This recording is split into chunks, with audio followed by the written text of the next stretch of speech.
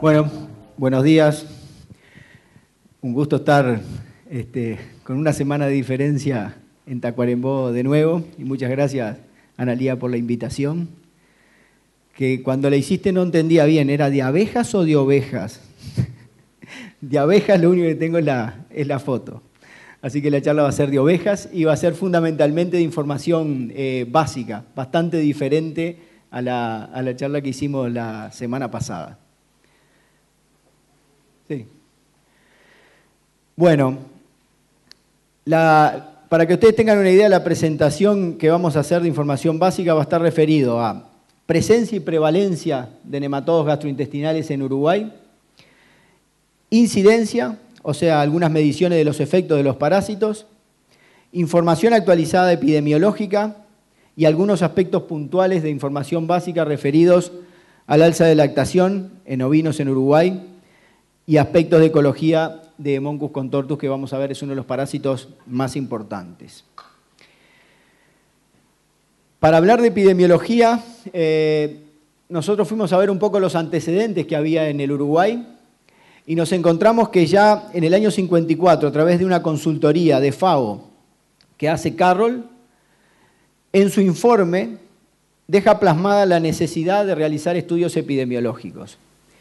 Y un año después, a través de una consultoría de Whitlock, se comienzan esos estudios epidemiológicos, que no concluyen por un problema de salud de Whitlock, y que después lo que aparece en la bibliografía y que está publicado por el Rubino, por la DILABE, actualmente la DILABE, son los trabajos de Edín Castro y Raúl Trenchi, que completan esos trabajos y publican lo que es fauna parasitológica del Uruguay. Es una descripción precisa, la vamos a ver después, simplemente de cuáles son los nematodos gastrointestinales de ovinos y bovinos que están presentes en el Uruguay.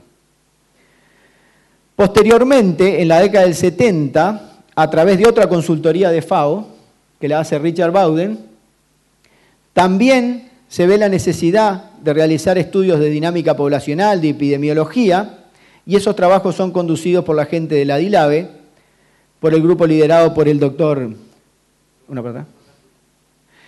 Por el grupo liderado por el doctor Nari, trabajo en el que participó el doctor Herculano Cardoso, que está con nosotros aquí.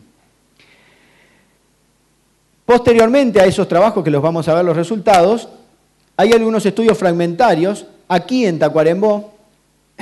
No fueron publicados, pero yo pude recurrir al material.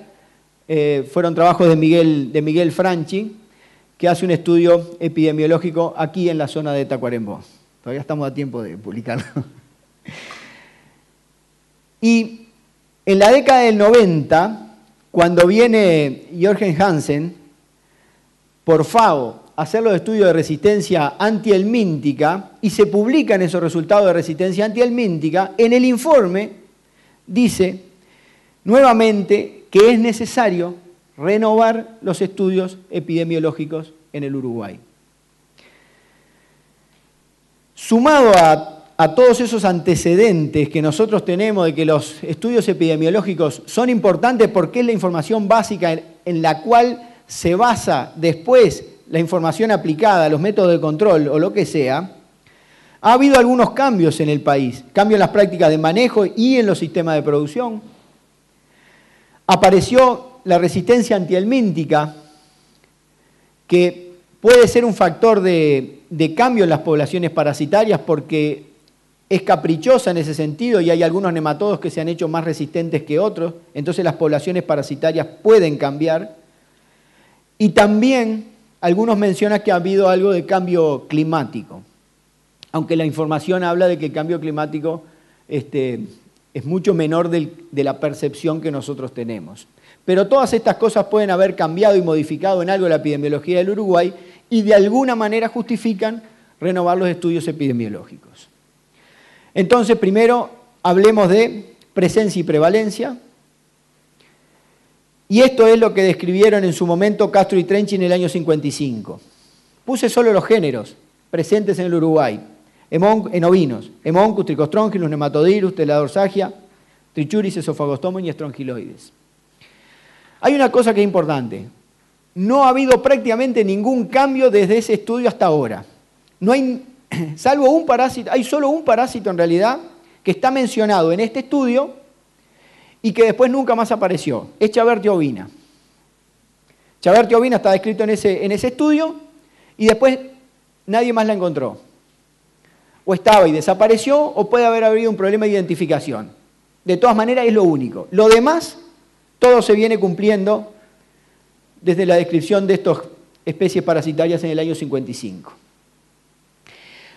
Pero saber cuáles son los parásitos que están presentes es un aporte importante pero limitado, porque los diferentes nematodos gastrointestinales tienen diferente poder patógeno, para empezar.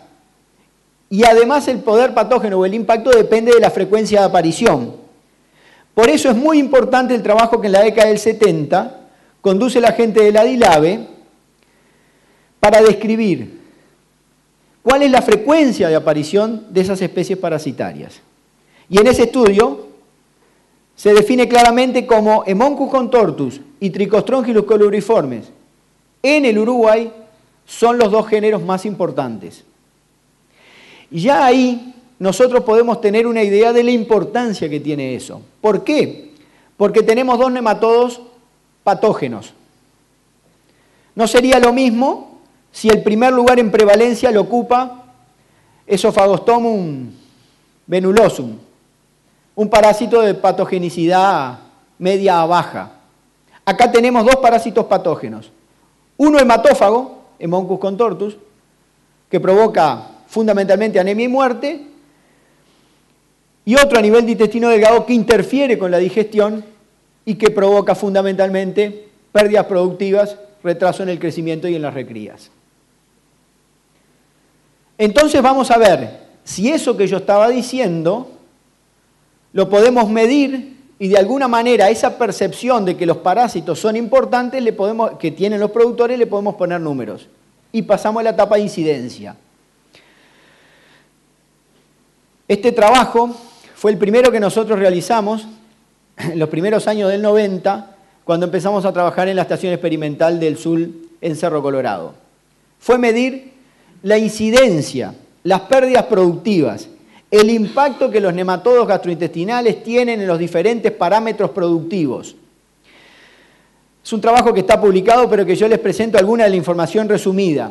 Básicamente, lo que hicimos en aquel momento fue tener un grupo de máxima producción a través de un régimen supresivo de tratamientos antihelmínticos que minimizaba las parasitosis y un régimen de máxima parasitosis y mínima producción a través de un régimen de no dosificación, o sea, dejar que las parasitosis se expresen en su máximo potencial para las condiciones que nosotros les dimos al ensayo.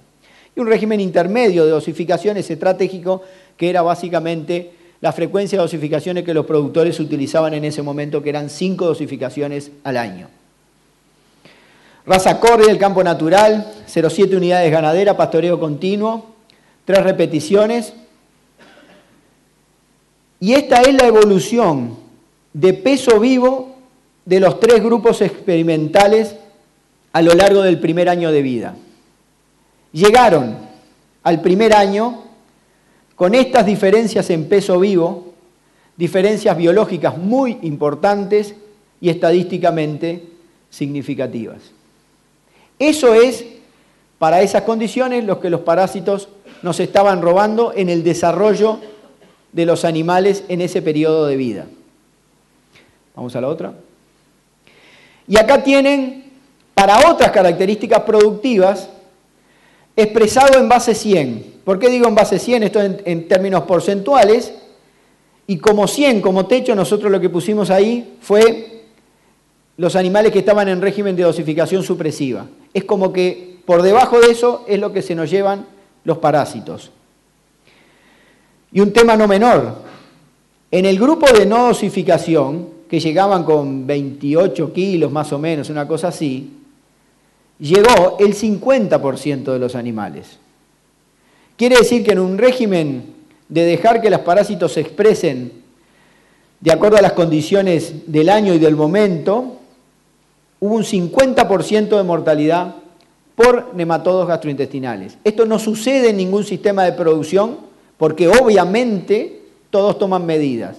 Pero si no tomamos medidas, años más, años menos, vamos a andar en este entorno de mortandad.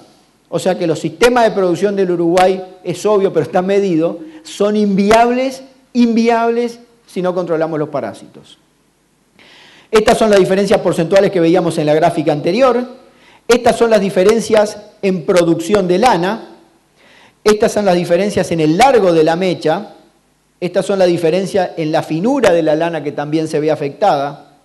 Y estas son las diferencias en las medidas corporales de los animales. Esos animales que llegaban con menos peso tenían una diferencia en altura, medida las cruces, y en profundidad, medida entre pecho y cruces. ¿Está claro?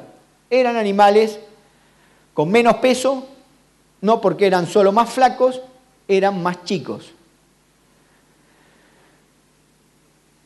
Otra pregunta que nos podemos hacer y que nos hicimos nosotros en ese momento fue, ¿y ese impacto directo que tienen las parasitosis, los afecta permanentemente a los animales? ¿Los afecta de por vida? Y fue muy fácil medirlo. Después de ese primer año, donde tuvimos estas diferencias en peso vivo y en producción de lana, los grupos los dejamos en las mismas condiciones, juntos, bajo el mismo régimen de desafío y de control parasitario, y medimos la evolución de peso vivo y la producción de lana al segundo año de vida, al tercer año de vida y al cuarto año de vida. Y nos encontramos, por ejemplo, como información resumida, que para el cuarto año de vida seguían manteniéndose diferencias biológicas y significativas estadísticamente entre los grupos experimentales. Pero no había diferencias estadísticamente significativas en la producción de lana.